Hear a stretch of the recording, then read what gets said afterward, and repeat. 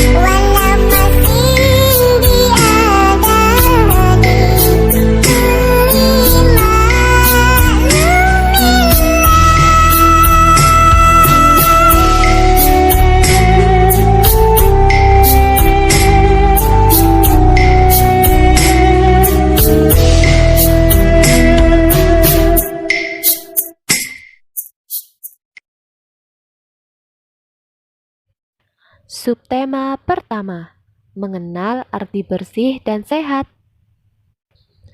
Bersih berarti bebas dari kotoran. Kalau badan terhindar dari kotoran, maka tidak akan mudah terkena penyakit. Sedangkan suci artinya bebas dari najis. Najis adalah sesuatu yang membuat kita terhalang dalam beribadah. Contohnya, liur anjing, darah, air kencing, tinja atau kotoran. Misalnya, kalau kalian terkena kotoran ayam, maka kita tidak boleh melakukan sholat karena di badan kita ada najis yang menempel. Najis tersebut harus disucikan atau dibersihkan terlebih dahulu. Najis sudah pasti kotor, namun kotor belum tentu najis. Contohnya, kalau ada lantai yang kotor karena tanah dan debu, itu masih dikatakan suci karena kotornya tidak mengandung hal-hal yang najis. Beda ceritanya kalau ada lantai yang kotor karena ada air kencing anak bayi di situ.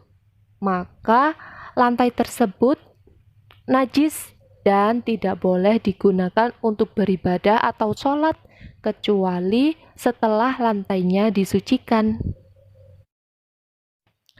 Misalkan lagi, kalau baju kita terkena air kencing cicak, berarti terkena najis dan tidak bisa digunakan untuk sholat karena tidak suci. Nah, bagaimana cara membersihkannya? Cara membersihkan najis yaitu dengan mengguyurkan air pada benda-benda atau hal-hal yang terkena najis tersebut. Ingat ya, airnya diguyurkan kepada benda tersebut, bukan bendanya yang dicelupkan ke bak air.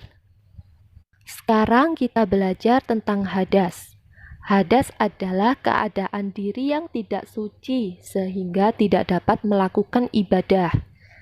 Hadas ada dua macam, yaitu hadas kecil dan hadas besar. Hadas kecil yaitu saat kita buang air kecil, buang air besar, dan buang angin atau kentut. Setelah buang air kecil, buang air besar, dan buang angin, maka wudhunya batal. Jika kita akan melakukan ibadah atau sholat atau membaca Al-Quran, maka harus mensucikan diri dulu. Caranya yaitu dengan wudhu kembali. Hadas besar, contohnya adalah mimpi basah bagi laki-laki dan haid bagi perempuan. Cara bersucinya yaitu dengan mandi jinabat atau melakukan tayamum jika tidak ada air. Coba kalian perhatikan gambar tersebut. Ada gambar anak yang sedang sholat. Kalau kita akan melakukan sholat, maka kita harus memperhatikan badan, pakaian, dan tempat sholat kita. Semuanya harus dalam keadaan bersih dan suci.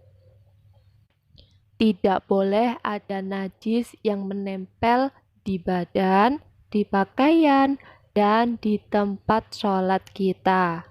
Selain itu, semuanya juga harus dalam keadaan bersih, bukan hanya suci. Karena kita akan menghadap kepada Allah, Tuhan kita.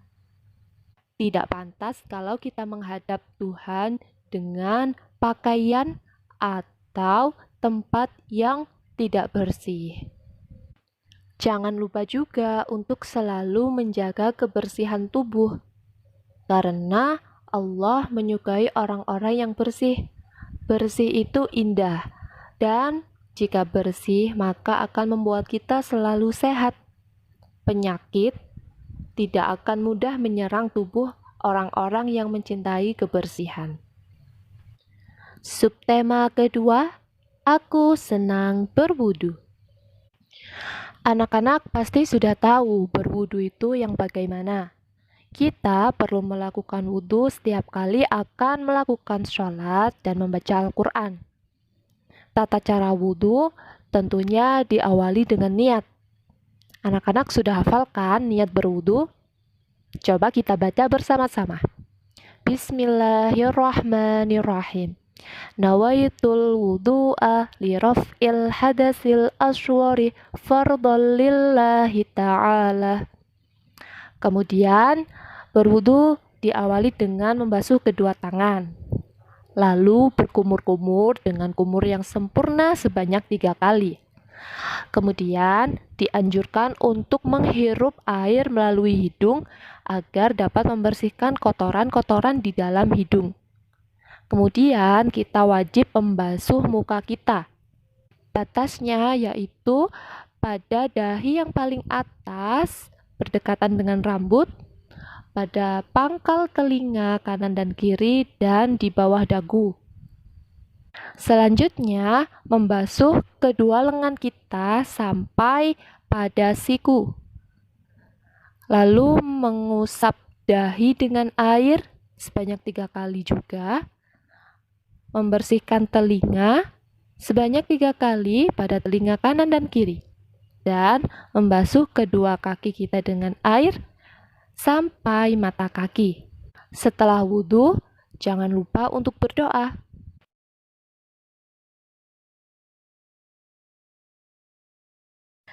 Doa setelah berwudhu yaitu Asyhadu an la ilaha illallah wahdahu la syarikalah wa asyhadu anna Muhammadan abduhu wa rasuluh. Allahumma ja'alni minat tawwabina waj'alni minal mutatahhirina waj'alni min ibadikas sholihin. Tayamum adalah cara mensucikan diri selain berwudu. Kita boleh bertayamum jika yang pertama tidak ada air. Kita sudah berusaha mencari air tetapi tidak mendapatkannya, sedangkan waktu sholat sudah masuk. Yang kedua, sedang sakit. Apabila terkena air, bagian anggota wudhunya akan bertambah sakit. Menurut keterangan dokter, maka kita boleh bersuci dengan cara tayamum. Yang ketiga, sedang dalam perjalanan dan sangat sulit mendapatkan air.